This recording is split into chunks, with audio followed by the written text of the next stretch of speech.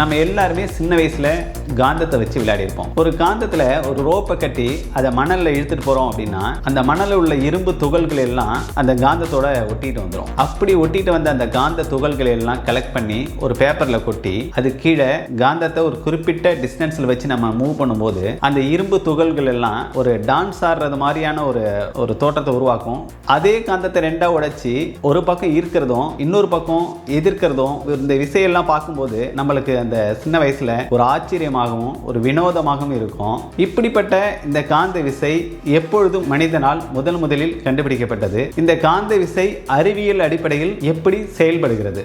நம்ம வாழ்ந்துட்டு இருக்க இந்த பூமியே வட துருவம் தென் துருவம் அப்படின்னு ஒரு மொத்த பூமியே ஒரு காந்தமா செயல்படுது அப்படின்னு சொல்றாங்க. இதுக்கு அறிவியல் அடிப்படையில் காரணம் என்ன? இது எப்படி செயல்படுகிறது? இந்த பூமியே காந்தமா செயல்படுறதுனால ஏற்படக்கூடிய சாதக பாதகங்கள் என்ன? நம்மில்ல நிறைய பேர் பூமியோட மேக்னெட்டிக் ஃபீல்ட் அதாவது காந்த விசையும் பூமியோட புவி ஈர்ப்பு சக்தி அதாவது கிராவிட்டி இது ரெண்டையும் போட்டு குழப்பிப்பாங்க. எப்பயுமே இந்த பூமியோட மேக்னெட்டிக் ஃபீல்ட் அப்படிங்கிறது அயன் நிக்கல் இது மாதிரியான உலோகங்களை மட்டுமே ஈர்க்கக்கூடிய சக்தியை கொண்டது. ஆனால் பூமியோட கிராவிட்டி புவி ஈர்ப்பு சக்தி அப்படிங்கிறது எந்த ஒரு பொருளையும் பூமியின் பக்கம் இழுக்கக்கூடிய சக்தி கொண்டது. இந்த பூமியோட மேக்னெட்டிக் ஃபீல்ட் கிராவிட்டி இது ரெண்டும் அடிப்படையில் எப்படி செயல்படுகிறது? இது இரண்டுக்கும் உள்ள வேறுபாடுகள் என்ன? அது ஏங்க நம்ம மனித உடல்ல கூட மேக்னெட்டிக் ஃபீல்டு உருவாகுதுன்னு சொல்றாங்க. அதுக்கு காரணம் என்ன? சூரியன்ல கூட ஒரு ஹெவியான மேக்னெட்டிக் ஃபீல்டு கிரியேட் ஆகுது. அந்த மேக்னெட்டிக் ஃபீல்டை நம்ம பூமி எந்த வகையில எதிர்கொள்ளுது? அதனால் ஏற்படக்கூடிய சாதக பாதகங்கள் என்ன? இதை பத்தி எல்லாம் தான் நம்ம இந்த வீடியோவில் டீடைல்ஸா பார்க்க போறோம். வாங்க வீடியோக்குள்ள போலாம். இது மிஸ்டர் தமிழ் கிளிக் சேனல். நான் செந்தில்.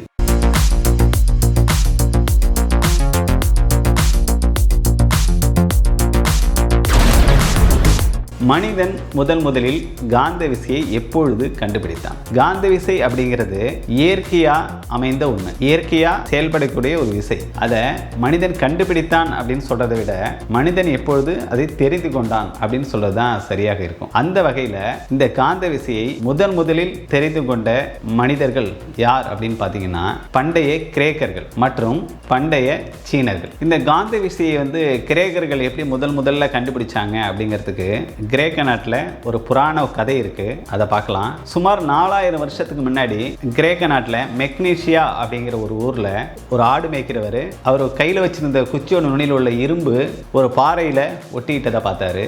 அந்த ஊர் மக்கள்கிட்ட எல்லாம் சொல்லியிருக்காரு. அதெல்லாம் அவங்க அந்த இடத்துல ஒரு அறிவியல் பூர்வமாக பார்க்காம ஒரு ஆன்மாவாக பார்த்துருக்காங்க. இந்த விசையை கொடுக்கக்கூடிய அந்த பாறைக்கு அந்த ஊரோட பேர் மெக்னீசியா அப்படிங்கிறதுனால அந்த பாறைக்கு மேக்னெட் அப்படிங்கிற ஒரு பேர் வச்சதா ஒரு கதை இருக்கு. இது ஒரு புராண கதை தான். இது நம்பகத்தன்மையோட உள்ள ஒரு கதை கிடையாது. இருந்தால் கூட மேக்னெட்டோட கண்டுபிடிப்பில் ஒரு முக்கியமான விஷயமாக கருதப்படுகிறது. அடுத்ததாக பார்த்தீங்கன்னா அதே கிரேக்க நாட்டில் கிரேக்க தத்துவ ஞானியான தாலஸ் ஆஃப் மிலேட்டஸ் அப்படிங்கிறவர் லோட்ஸ்டோன் அதாவது இரும்புகளை ஈர்க்கக்கூடிய தன்மை கொண்ட பாறைகள் இதை பற்றி அவர் எழுதின ஒரு நூலில் குறிப்பிட்டிருக்காரு. அந்த காலத்தில் இது ஒரு கவனிப்பாக தான் பார்க்கப்பட்டதே தவிர ஒரு அறிவியல் பூர்வமான ஒரு ஆராய்ச்சியை அது கொண்டு போகலை. இது ஒரு முக்கியமான ஒரு விஷயமா பார்க்கப்படுகிறது. ஏன்னா இந்த உலகத்திலேயே முதல்ல இந்த மேக்னெட்டிக் ஃபீல்டை பற்றி அவர் குறிப்பிட்டிருக்காரு அப்படின்னா அவர் இந்த தாலஸ் ஆஃப் மிலேட்டஸ் அப்படிங்கிறவர் தான். அதன் பிறகு கிமு 4ஆம் நூற்றாண்டில் சீனாவில் உள்ள இல்லியூசி சுங்யூ அப்படிங்கிற ஒரு பதிவில் காந்த விசையை பற்றிய இலக்கிய குறிப்புகள் அதில் கொடுக்கப்பட்டுள்ளன. அதுக்கு அடுத்ததாக கிபி 1ஆம் நூற்றாண்டில் சீன படைப்பான லூன் ஹேங் அப்படிங்கிற ஒரு படைப்பில் லோட்ஸ்டோன்கள் ஊசியை ஈர்க்கின்றன அப்படின்னு சொல்லி முதலாக ஒரு குறிப்பு அதில் எழுதியிருக்காங்க. அதுக்கு அடுத்ததாக கிபி 11ஆம் நூற்றாண்டில் சீன விஞ்ஞானியான ஷென்குவா அப்படிங்கிறவர் காந்த ஊசியின் திசை காட்டும் பண்புகளை பற்றி விரிவாக எழுதியிருக்காரு. கிபி 12ஆம் நூற்றாண்டில் சீனர்கள் கடற்பயணத்தின் போது திசை காட்டும் கருவிகளாக லோட்ஸ்டோன்கள் என சொல்லப்படுகிற இரும்பை ஈர்க்கும் பண்புகளை கொண்ட பாறைகள் இதை பயன்படுத்தி திசை காட்டும் கருவிகளாக அதை பயன்படுத்தியதாக குறிப்புகள் உள்ளன. இப்படி காந்தம் அப்படிங்கிறது குறிப்பிட்ட ஒரு விஞ்ஞானியை கண்டுபிடிப்பாகவோ அல்லது குறிப்பிட்ட ஒரு நாட்டோட கண்டுபிடிப்பாகவோ இல்லாமல் பல நூற்றாண்டுகளா மனிதன் கடந்து வந்த இந்த பாதையில காந்தத்தோட பண்புகளை பற்றி அவங்க அறிஞ்சுக்கிட்டு அதை அடுத்தடுத்த கட்டத்துக்கு மனிதன் கொண்டு போயிருக்கான் அப்படின்னு தான் சொல்லணும். அறிவியல் அடிப்படையில் காந்த விசை எப்படி செயல்படுகிறது? நம்ம வாழ்ந்துட்டு இருக்க இந்த உலகத்தில் உள்ள ஒவ்வொரு பொருளுமே, ஏன் நம்ம காலில் மிதிப்பிடிக்கிற மண் வரைக்கும் அணுக்களால் நிரப்பப்பட்டுள்ளன. இப்படி அணுக்களால் நிரப்பப்பட்டதுனால அந்த ஒவ்வொரு அணுவை எடுத்துக்கணுமே, அப்பதான் நம்ம இந்த காந்த விசையை பற்றி நம்ம தெளிவாக சொல்ல முடியும். அந்த ஒவ்வொரு அணுவிலையும் எலக்ட்ரான், புரோட்டான், நியூட்ரான் அப்படின்னு சொல்லப்படுற 3 விஷயங்கள் இருக்கு. இந்த நியூட்ரான் சொல்லப்படுறது மைய கருவா இருக்கு. அதை சுத்தி புரோட்டானும் எலக்ட்ரானும் சுத்தி வந்துட்டு இருக்கு. இந்த எலக்ட்ரான் புரோட்டான் சுத்தி வந்துட்டு இருந்தாலும் இந்த எலக்ட்ரான் தான் காந்த விசையை உருவாக்குகின்றது. நம்ம ஏற்கனவே சொன்ன மாதிரி பூமியில் உள்ள அனைத்து பொருட்களிலுமே அதனுடைய மூலக்கூறுகளை அணு இருக்கும். ஒவ்வொரு அணுவிலையும் எலக்ட்ரான் இருக்கும். அந்த எலக்ட்ரான் காந்த விசையை உருவாக்குது அப்படின்னு சொன்னோம். அப்படி இருந்தால் கூட அயன், நிக்கல், கோபால்ட் இந்த மாதிரியான தனிமங்கள் தான் காந்த விசையை அதிகமாக உருவாக்குகின்றன. ஏன் இதில் மட்டும் அதிகமாக உருவாக்குது, மற்றபடி பாக்கி உள்ள தனிமங்களில் குறைவான காந்த விசையை உருவாக்குது? அதுக்கு காரணம் என்னன்னு பார்த்தீங்கன்னா, இந்த இரும்பு, நிக்கல், கோபால்ட் இந்த மாதிரியான தனிமங்களில் எலக்ட்ரானோட சீரமைப்பு, அந்த திசை வேகம், இந்த மாதிரியான காரணிகள்லாம் பார்த்தீங்கன்னா அதோட காந்தப்புல விசையை அதிகமாக செயல்பட வைக்குது. மற்ற தனிமங்கள்லாம் பார்த்தீங்கன்னா அதனுடைய எலக்ட்ரான்கள் மாறுபட்ட திசை கோணத்தில் சுத்துறதுனாலையும் காந்த விசை வலுவிழந்து பலவீனமாக செயல்படுகின்றது. இதனால் தான் இந்த இரும்பு, நிக்கல், கோபால்ட் இந்த மாதிரியான தனிமங்கள்ல காந்த விசை அதிகமாக செயல்படுகின்றது. நம்ம பூமியே ஒரு காந்தமாக செயல்படுகிறது. அது எப்படி? நம்ம பூமி உருவாகி சுமார் 450 கோடி வருடங்கள் ஆகுது அப்படின்னு சொல்லி விஞ்ஞானிகள் சொல்கிறாங்க. அதில் பூமியில் மேக்னெட்டிக் ஃபீல்டு உருவாகி 350 கோடி ஆண்டுகள் ஆகுது அப்படின்னு சொல்கிறாங்க. இது எப்படி இவ்வளோ அக்யூரேட்டாக சொல்கிறாங்க? இந்த பூமியில் பழமையான பாறைகள் எடுத்து ஆராய்ச்சி பண்ணுறாங்க. அந்த மிக பழமையான பாறைகள் உருவாகி 450 கோடி ஆண்டுகள் ஆகுது அப்படிங்கன்னு அதை வச்சு கண்டுபிடிக்கிறாங்க. அப்புறம் அந்த பாறைகள்லேயே மேக்னெட்டிக் ஃபீல்டு உள்ள பாறைகளை ஆராய்ச்சி பண்ணுறாங்க. அது உருவாகி அதில் உள்ள பழமையான பாறைகள் பார்த்திங்கன்னா 350 கோடி ஆண்டுகள் ஆகுது அப்படிங்கிறதையும் கண்டுபிடிக்கிறாங்க. இதை வச்சு தான் பூமியோட வயசு இப்போ 450 கோடினும் மேக்னெட்டிக் ஃபீல்டு உருவாகி 350 கோடி ஆண்டுகள் ஆகுது அப்படிங்கிறதையும் கண்டுபிடிச்சு விஞ்ஞானிகள் சொல்லியிருக்காங்க. பூமிக்கு மேக்னெட்டிக் ஃபீல்டு அறிவியல் பூர்வமாக எப்படி உருவாகுது அப்படிங்கிறத பார்ப்போம். இந்த பூமியில் காந்த விசை எப்படி செயல்படுங்கிறது, எப்படி உருவாகின்றது அப்படின்னு நம்ம தெரிஞ்சுக்கணும்னா முதல்ல இந்த பூமியோட உட்புறத்தில் உள்ள பகுதியில் பற்றி நம்ம புரிஞ்சுக்கணும். இந்த பூமியை ஆப்பிள் மாதிரி ரெண்டாக அப்படி கட் பண்ணுறதா கற்பனையாக நினச்சிக்கிறோம் அப்படின்னா உள்ளார பார்த்தோம்னா 4 வகையான பகுதிகள் இருக்குது. இந்த 4 பகுதிகளில் முதல்ல இருக்கிறது நம்ம வாழக்கூடிய இந்த மேல்பரப்பு, மண் மற்றும் பாறைகளாலான ஒரு கடினமான பகுதி. இதை தாண்டி அடுத்ததாக போனோம்னா இந்த டெக்டானிக் பிளேட்டுகள்லாம் நகருது அப்படின்னு சொல்கிறாங்கல்ல, இது நகரும் தன்மையுடைய ஒரு கடினமான பகுதின்னு சொல்லலாம்.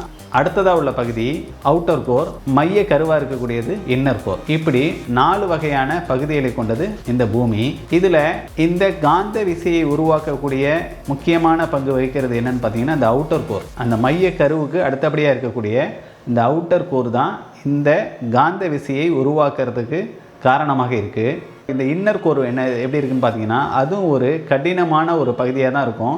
மைய கருவில் இருக்கிறதுனால சுற்றி உள்ள மொத்த நிறைகளும் அது அழுத்தத்தின் காரணமாக அது அந்த இடத்துல இருக்கு. மிக அதிகமான ஒரு வெப்பம் வாய்ந்த ஒரு பகுதியாக இருக்குது.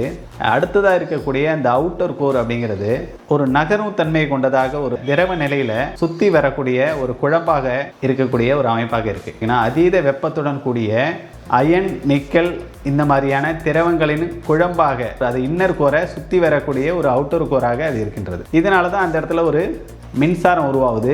மின்சாரம் உருவாகிறதுனால அந்த இடத்துல மேக்னெட்டிக் ஃபீல்டும் கிரியேட் ஆகுது. எப்படி மேக்னெட்டிக் ஃபீல்டு கிரியேட் ஆகும் அப்படிங்கிறத நம்ம ஏற்கனவே பார்த்துருக்கோம். எப்படின்னா ஒவ்வொரு மூலக்கூறுலையும் அணு இருக்கும். அந்த அணுக்குள்ள எலக்ட்ரான் சுற்றி வந்துட்டு இருக்கு. எலக்ட்ரான் எங்கெல்லாம் சுற்றுதோ அங்கே மேக்னெட்டிக் ஃபீல்டு உருவாகும் அப்படின்னு சொல்லி ஏற்கனவே பார்த்தோம். அதுவும் இந்த இடத்துல இரும்பு, நிக்கல், கோபால்ட் இந்த மாதிரியான உலோகங்கள்லாம் பார்த்தீங்கன்னா அதிக அடர்த்தியுடன் கூடிய ஒரு தனிமங்கள். இது வெப்பத்தினால சூடேற்றப்பட்டு திரவ நிலையில அந்த இடத்துல சுத்தி வருது.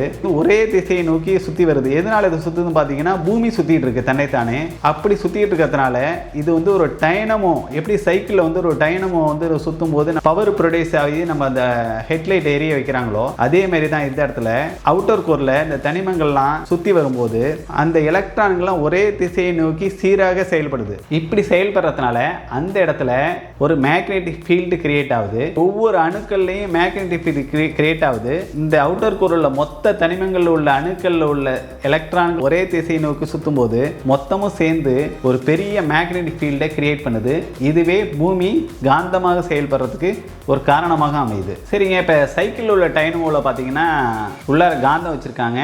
அது சுத்த வைக்கும் போது அதில் பவர் ப்ரொடியூஸ் ஆகுது. ஆனால் பூமியில் எங்கேருந்து பவர் வந்துச்சு, எப்படி மேக்னெட்டிக் ஃபீல்டு கிரியேட் ஆகுது? காந்தம் கிடையாது, ஆனால் மேக்னெட்டிக் ஃபீல்டு கிரியேட் ஆகுது. எப்படின்னு கேட்டிங்கன்னா, மின்னோட்டத்தையும் காந்தத்தையும் தனியாக பிரிக்கவே முடியாதுங்க. எங்கெல்லாம் மின்னோட்டம் இருக்கோ அங்கே மேக்னெட்டிக் ஃபீல்டு கிரியேட் ஆகும், எங்கெல்லாம் மேக்னெட்டிக் ஃபீல்டு இருக்கோ அங்கே பவர் ப்ரொடியூஸ் ஆகும். அப்படிங்கிறது தான் விதி. இதனால் பார்த்தீங்கன்னா நம்ம பூமியோட மையத்தில் இந்த அயன், நிக்கல் இந்த மாதிரி தனிமங்கள் ஒரே சீராக சுற்றி வந்துட்டு இருக்கும்போது, எப்படி சுற்றுறதுக்கு காரணம் பூமி தன்னை தானே சுற்றிட்டு இருக்கிறதுனால அதுங்களும் சேர்ந்து சுற்றுது. அப்படி சுற்றும் போது அந்த இடத்துல பவர் ப்ரொடியூஸ் ஆகுது. பவர் ப்ரொடியூஸ் ஆனிச்சுன்னா என்ன பண்ணும், அந்த இடத்துல மேக்னெட்டிக் ஃபீல்டும் கிரியேட் ஆகிடும். இது டைனமிக் சிஸ்டம் அப்படின்னு தான் சொல்கிறாங்கன்னா ரிவர்ஸ் டைனமிக் சிஸ்டம் அப்படின்னு சொல்கிறாங்க. எதனாலன்னா பவர் ப்ரொடியூஸ் ஆகுது, அதனால மேக்னெட்டிக் ஃபீல்டு கிரியேட் ஆகுது. சைக்கிளில் உள்ள டைனமோல பார்த்தீங்கன்னா அங்கே ஆல்ரெடி உள்ளார மேக்னெட்டிக் இருக்குது, அதை ரொட்டேட் பண்ணும்போது அந்த இடத்துல பவர் ப்ரொடியூஸ் ஆகுது. சரிங்களா, ஒரே அமைப்பு தான் இது, ரிவர்ஸ் அமைப்பு. இந்த மின்சாரத்துக்கும் காந்தப்புலத்துக்கும் ஒரு நெருங்கிய தொடர்பு இருக்குது அப்படின்னு சொல்லியிருந்தோம். மின்சாரம் எங்கெல்லாம் இருக்கோ அங்கே காந்தப்புலன் இருக்கும். காந்தப்புலன் உருவானுச்சுன்னா அங்கே மின்சாரம் உற்பத்தி ஆகும். அது எப்படி ஒரு உதாரணத்தோட பார்ப்போம். ஒரு ஒயரில் ஒரு மின்சாரம் போகுது அப்படின்னு பார்த்தீங்கன்னா அந்த இடத்துல காந்தப்புலன் அதை சுற்றி ஒரு சுருளாக இருந்துக்கிட்டே இருக்கும். அதே நேரத்தில் அதே ஒயரை ஒரு சுருளாக பண்ணிட்டோம்னு வச்சுங்க, இப்போ பவர் சுற்றி சுற்றி போகும்போது காந்தப்புலன் நேராக நம்மளுக்கு கிடைச்சிரும். அந்த காந்தப்புலனுக்கு தென் துருவம் வட துருவம் இதெல்லாம் அமைஞ்சு ஒரு காந்தமாக செயல்படும். நம்ம இந்த சுவர் கடிகாரங்களுக்கு யூஸ் பண்ணக்கூடிய அந்த WN ஒரு பேட்டரி இருக்கும்ல, அதை எடுத்துக்கிட்டே போதுங்க. கம்மியான பவர் தான், அதை எடுத்துங்க, பாதுகாப்பாக இருக்கும். அதில் ஒரு கம்பியை சுருள் போல் ஒரு அமைப்பை உருவாக்கி 2 பக்கம் இணைப்பை கொடுத்துட்டு இடையில ஒரு இரும்பு ஆணியை வச்சு இடையில அப்படி மூவ் பண்ணோம் அப்படின்னு வச்சுங்களேன், அந்த இடத்துல நம்ம அந்த மேக்னெட்டிக் ஃபீல்டை நம்மளால் உணர முடியும். இதை நீங்கள் வீட்டில் பண்ணி பார்த்து கூட நம்மளால் தெரிஞ்சுக்க முடியும்.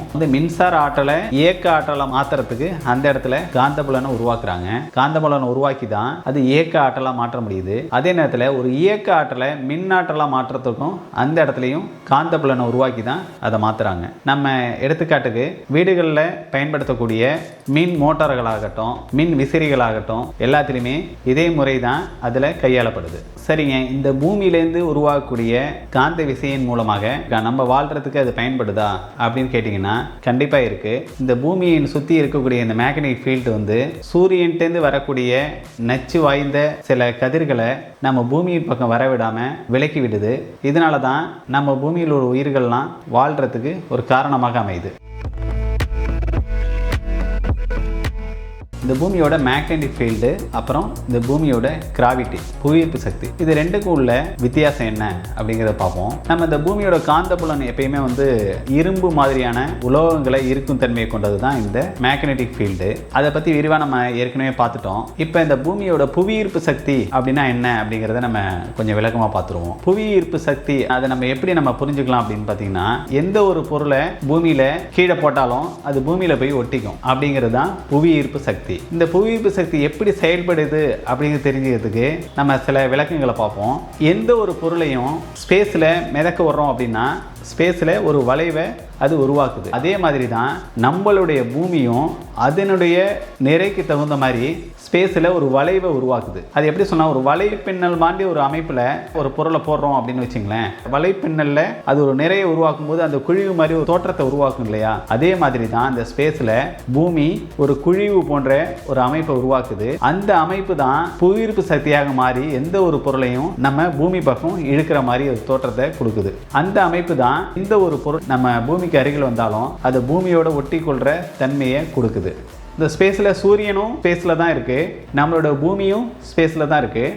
பூமியை விட சூரியனோட நிறை அதிகம் அப்படிங்கிறதுனால அது ஸ்பேஸில் மிகப்பெரிய ஒரு வளைவை உருவாக்கி வச்சிருக்கு. அதை விட நிறை கம்மியான நம்ம பூமி அதோட நிறைக்கு தகுந்த மாதிரி ஒரு குழிவை உருவாக்கி வச்சிருக்கு, ஸ்பேஸில் வளைவை உருவாக்கி வச்சிருக்கு. ஒவ்வொன்றுக்கும் அதனுடைய நிறைக்கு ஏற்ற மாதிரி இந்த பிரபஞ்சத்தில் இந்த ஸ்பேஸையும் விளைக்குது, அங்கே உள்ள நேரத்தையும் விளைச்சி ஒரு நிறைய கொடுக்குது அந்த இடத்துல.